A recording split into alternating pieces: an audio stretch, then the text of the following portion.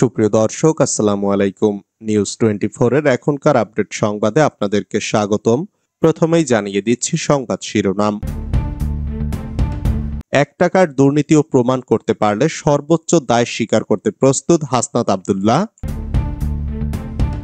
BSF এর নির্যাতনে ৩ বাংলাদেশি নিহত, যা বলল জামায়াত ইসলামী। সাতপন্থীদের মুখপাত্র মুয়াজ বিন নূর গ্রেফতার। স্বৈরাচার হটিয়েছি, সামনে গণতন্ত্র রক্ষার লড়াই, ৩ জেলার কর্মশালায় যা বললেন তারেক রহমান। ইজতেমা মাঠে সংঘর্ষ, সাদ অনুসারী ২৯ জনকে আসামি করে হত্যা মামলা। এতক্ষণ শুনছিলেন সংবাদ শিরোনাম। পুরো খবর পেতে ভিডিওটি শেষ পর্যন্ত দেখুন। সর্বশেষ সংবাদ পেতে চ্যানেলটি সাবস্ক্রাইব করুন। এবার বিস্তারিত। ১ টাকার দুর্নীতিও প্রমাণ করতে পারলে সর্বোচ্চ দায় স্বীকার করতে প্রস্তুত, যা বললেন হাসনাত আব্দুল্লাহ। বৈষম্য বিরোধী ছাত্র আন্দোলনের আহ্বায়ক হাসনাত আব্দুল্লাহর বিরুদ্ধে নিয়োগ, বাণিজ্য, পদায়ন, বদলি সহ সামাজিক যোগাযোগ মাধ্যমে নানা অভিযোগ করছেন অনেকে, তবে তারা কোনো প্রমাণ দিতে পারছে না বলে দাবি করেছেন তিনি। অভিযোগকারীদের চ্যালেঞ্জ করে হাসনাত আব্দুল্লাহ বলেছেন, যদি ১ টাকার দুর্নীতিও প্রমাণিত হয় তিনি সর্বোচ্চ দায় স্বীকার করতে প্রস্তুত। শুক্রবার প্রথম প্রহরে সামাজিক যোগাযোগ মাধ্যম ফেসবুকে নিজের প্রোফাইলে এক পোস্টে তিনি কথা বলেন। হাসনাত আব্দুল্লাহ লেখেন, কিছু ব্যক্তি সামাজিক যোগাযোগ মাধ্যমে আমার বিরুদ্ধে নিয়োগ, বাণিজ্য, পদায়ন, বদলি এবং নানাবিধ আর্থিক দুর্নীতির কথিত অভিযোগ তুলছেন। কিন্তু দুঃখজনক বিষয় হলো, এসব দাবির পক্ষে একটা প্রমাণও তারা উপস্থাপন করতে পারেননি। বিষয়গুলো সত্য হলে প্রমাণাদি সহ প্রকাশ, সংবাদ প্রকাশ ও মামলা দায়েরের আহ্বান জানিয়ে তিনি বলেন, আমি স্পষ্টভাবে জানাতে চাই, আমার বিরুদ্ধে আনীত যে কোনো দুর্নীতির অভিযোগ যদি ১ টাকারও প্রমাণ সহ উপস্থাপন করা যায়, তা হোক নথি, ভিডিও, অডিও কিংবা কোনো ব্যক্তি নিজে সাক্ষ্য দিয়ে প্রমাণ করেন, তাহলে আমার অনুরোধ থাকবে সেটা আপনারা নির্ভয় সামাজিক যোগাযোগ মাধ্যমে প্রকাশ করুন, সংবাদপত্রে প্রচার করুন এবং আমার বিরুদ্ধে মামলা করুন। অভিযোগকারীদের প্রতি চ্যালেঞ্জ ঘোষণা করে তিনি বলেন, ওপেন চ্যালেঞ্জ ঘোষণা করছি, প্রমাণের ভিত্তিতে কোনো অভিযোগ প্রমাণিত হলে সেটা যদি ১ টাকার দুর্নীতিও হয়, আমি সর্বোচ্চ দায় স্বীকার করতে প্রস্তুত। বিএসএফ এর নির্যাতনে ৩ বাংলাদেশি নিহত, যা বলল জামায়াত ইসলামী। গত ১৮ ডিসেম্বর যশোর জেলার বেনাপোল সীমান্তবর্তী শার্শা উপজেলার পাঁচভুলট সীমান্তে বিএসএফ এর নির্যাতনে ৩ জন বাংলাদেশি যুবক নিহত হওয়ার ঘটনায় গভীর উদ্বেগ প্রকাশ করেছে বাংলাদেশ জামায়াত ইসলামী। বিবৃতিতে মিয়া গোলাম পরোয়ার বলেন, গত ১৮ ডিসেম্বর যশোর জেলার বেনাপোল সীমান্তবর্তী শার্শা উপজেলার পাঁচভুলট সীমান্তে বিএসএফ এর নির্যাতনে ৩ জন বাংলাদেশি যুবক নিহত হওয়ার ঘটনায় আমি গভীর উদ্বেগ প্রকাশ করছি। আমরা অত্যন্ত উৎকণ্ঠার সঙ্গে লক্ষ্য করছি যে গত ৫ই আগস্টের পর থেকে বাংলাদেশ সীমান্তে ভারতীয় বিএসএফ এর বাংলাদেশি লোকদের হত্যা ও জুলুম নির্যাতন আশঙ্কাজনকভাবে বেড়ে গেছে।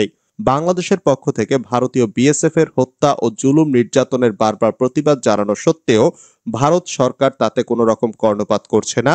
ভারতীয়দের এহেন আচরণে প্রমাণিত হচ্ছে যে তারা বাংলাদেশের সঙ্গে বন্ধুত্বপূর্ণ সম্পর্ক চায় না। বাংলাদেশের সঙ্গে ভারতের এ ধরনের বৈরী আচরণ কারো জন্যই কল্যাণকর হবে না। ভারতের এ ধরনের উস্কানিমূলক ও হঠকারী আচরণ অবিলম্বে বন্ধ করার জন্য আমরা ভারত সরকারের প্রতি আহ্বান জানাচ্ছি। তিনি বলেন, ভারতীয় বিএসএফ কর্তৃক বাংলাদেশি নাগরিকদের হত্যা বন্ধে কার্যকর পদক্ষেপ গ্রহণ করার জন্য আমি বাংলাদেশ সরকারের কাছে জোর দাবি জানাচ্ছি। সাতপন্থীদের মুখপাত্র মুয়াজ বিন নূর গ্রেফতার। বিশ্ব ইজতেমার ৪২ দিন আগেই জোর ইজতেমা নিয়ে বিরোধের জেরে ৩ জন নিহতের ঘটনায় ২৯ জনের নাম উল্লেখ করে মামলা করা হয়েছে। মামলায় অজ্ঞাত আসামি রয়েছে শত শত। এর মধ্যে সাতপন্থীদের মুখপাত্র মামলার ৫ নম্বর আসামি মুয়াজ বিন নূরকে গ্রেফতার করা হয়েছে। মামলার বাদী সুরায় নেজামের সাথী এস.এম. আলম হোসেন। তিনি কিশোরগঞ্জ সদর থানার গাইটাল গ্রামের এস.এম. মোক্তার হোসেনের ছেলে ও আলমী সুরার কিশোরগঞ্জ জেলার সাথী। শুক্রবার ভোরে পুলিশ ঢাকার উত্তরা থেকে মুয়াজ বিন নূরকে গ্রেফতার করে। এর আগে বৃহস্পতিবার টঙ্গী পশ্চিম থানায় এই মামলা হয়। গ্রেপ্তার নূর ঢাকা উত্তরা ৭ নম্বর সেক্টরের নূর মোহাম্মদের ছেলে। তিনি সাতপন্থীদের মুখপাত্র হিসেবে পরিচিত ও জুবায়েরপন্থীদের দায়েরকৃত হত্যা মামলায় ৫ নম্বর আসামি। পুলিশ জানায়, টঙ্গী ইজতেমা মাঠে ৩ জন নিহতের ঘটনায় গতকাল মামলা হয়। এই মামলার ৫ নম্বর আসামি মুয়াজ বিন নূরকে গোপন সংবাদের ভিত্তিতে ঢাকার উত্তরায় অভিযান চালিয়ে গ্রেফতার করা হয়। মামলার এজাহারে সাতপন্থীদের শীর্ষ মুরব্বী ওয়াসিফুল ইসলাম সহ ২৯ জনকে আসামি করা হয়, অজ্ঞাত শত শত আসামি। তিন জেলার কর্মশালায় তারেক রহমান, স্বৈরাচার হটিয়েছি, সামনে গণতন্ত্র রক্ষার লড়াই। বিএনপির ভারপ্রাপ্ত চেয়ারম্যান তারেক রহমান বলেছেন, জনগণকে নিয়ে স্বৈরাচার হটিয়েছি, তবে দেশের ভেতর ও বাইরে ষড়যন্ত্র থেমে নেই। এখন স্বাধীনতা, সার্বভৌমত্ব ও গণতন্ত্র রক্ষার সংগ্রাম চলছে। এ সংগ্রামে জয়ী হয়ে ভবিষ্যৎ প্রজন্মের জন্য একটি নিরাপদ বাংলাদেশ গড়ে তুলতে হবে। আর ৩১ দফার পক্ষে সমর্থন আদায়ে জনগণের কাছে যেতে হবে, এছাড়া আর কোনো উপায় নেই। বৃহস্পতিবার সন্ধ্যায় নরসিংদী, মানিকগঞ্জ ও মুন্সিগঞ্জ জেলা বিএনপি আয়োজিত প্রশিক্ষণ কর্মশালায় প্রধান অতিথির বক্তব্যে তিনি কথা বলেন।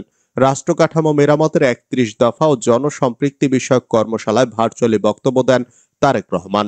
তিনি বলেন, ৫ই আগস্ট পর্যন্ত আমাদের উদ্দেশ্য ছিল স্বৈরাচারকে সরিয়ে দেওয়া। এখন দেশের স্বাধীনতা, সার্বভৌমত্ব ও গণতন্ত্র রক্ষা করা সহ দেশের মানুষের অর্থনৈতিক মুক্তি দিতে কাজ করতে হবে।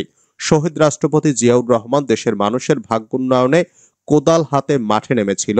সেই দলের নেতা হিসাবে আপনাদের মানুষের ভাগ্যোন্নয়নে কাজ করতে হবে। তারেক রহমান বলেন, দুষ্ট লোকদের দুষ্টামি থেমে নেই, সেটি আমাদের দেশের ভেতর ও বাইরে উভয় জায়গায় হচ্ছে।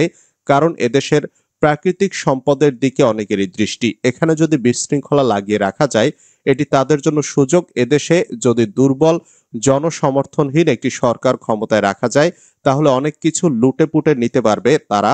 তাই যারা দেশের কথা চিন্তা করেন, এমন কেউ দেশ পরিচালনার দায়িত্বে থাকলে দেশ ও জনগণের স্বার্থ নিরাপদে থাকবে। যারা আমাদের প্রাকৃতিক সম্পদের দিকে শকুনের দৃষ্টির দিকে তাকিয়ে আছে, তখন তারা ১০ বার ভাববে। গুমে হাসিনার সম্পৃক্ততা ও নির্বাচন নিয়ে যা জানালো যুক্তরাষ্ট্র। যুক্তরাষ্ট্র বাংলাদেশের অন্তর্বর্তী সরকারের প্রধান উপদেষ্টা ডক্টর মোহাম্মদ ইউনূস সম্প্রতি নির্বাচনের সম্ভাব্য যে সময় ঘোষণা করেছেন, তাকে স্বাগত জানিয়েছে। এছাড়া ছাত্র জনতার অভ্যুত্থানে পালিয়ে যাওয়া সাবেক প্রধানমন্ত্রী শেখ হাসিনার গুমের সঙ্গে সম্পৃক্ততার তদন্তেও সমর্থন জানিয়েছে তারা। গতকাল বুধবার স্টেট ডিপার্টমেন্টের নিয়মিত ব্রিফিংয়ে সাংবাদিকদের প্রশ্নের জবাব দেন উপমুখপাত্র বেদান্ত প্যাটেল। ডক্টর ইউনূস ঘোষিত নির্বাচনের সময় উল্লেখ করে এক সাংবাদিক জানতে চান, বাংলাদেশ সরকার ঘোষণা দিয়েছে ২০২৫ সালের শেষে অথবা ২০২৬ সালের শুরুর দিকে নির্বাচন হতে পারে। এ বিষয়ে যুক্তরাষ্ট্রের অবস্থান কি? জবাবে প্যাটেল বলেন, নির্বাচনের প্রস্তুতির জন্য বাংলাদেশের অন্তর্বর্তী সরকারের গৃহীত পদক্ষেপগুলোকে স্বাগত জানাই, কেননা শেষ পর্যন্ত তারা বাংলাদেশের জনগণকে ইচ্ছামতো প্রতিনিধি বাছাইয়ের সুযোগ দেবে। নির্বাচন এমন একটি বিষয় যে ক্ষেত্রে আমরা সময়টাকে পর্যবেক্ষণ করছি। অবশ্যই আমরা এই পুরো প্রক্রিয়া চলাকালীন আইনের শাসন এবং গণতান্ত্রিক নীতির প্রতি সম্মানকে উৎসাহিত করতে চাই, যেন পরিবর্তন ফলপ্রসূ হয়। পুরো বিশ্বেই শান্তিপূর্ণ উপায়ে অবাধ ও সুষ্ঠু নির্বাচন আয়োজনের পক্ষে যুক্তরাষ্ট্র। গুম তদন্ত কমিশনে শেখ হাসিনার সম্পৃক্ততা নিয়ে ওই সাংবাদিক জানতে চান, দ্য নিউ ইয়র্ক টাইমস বাংলাদেশের গুম তদন্ত কমিশনের একটি অনুসন্ধানী প্রতিবেদন প্রকাশ করেছে, যা বলপূর্বক গুমের বিষয়গুলো তদন্ত করছে। কমিশনের রিপোর্টে সাবেক প্রধানমন্ত্রীর সম্পৃক্ততা উঠে আসছে। যুক্তরাষ্ট্র এর আগে জোরপূর্বক গুমের ঘটনায় জড়িত ব্যক্তিদের উপর নিষেধাজ্ঞা আরোপ করেছিল। এ বিষয়ে আপনার কোনো মন্তব্য আছে?